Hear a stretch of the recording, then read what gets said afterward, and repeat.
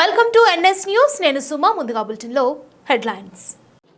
కుప్పం పట్టణం కొత్తపేటకు చెందిన చంద్రప్పలు కర్ణాటక రాష్ట్రం బెంగళూరు నగరంలోని భారత్ వర్చువల్ యూనివర్సిటీ గౌరవ డాక్టరేట్తో అభినందించింది.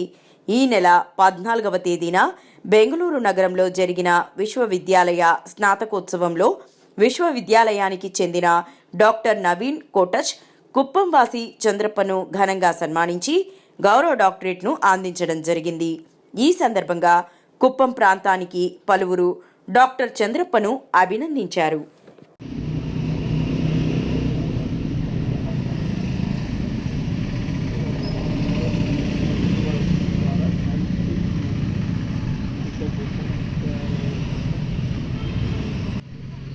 ప్రజాశక్తి కుప్పం టౌన్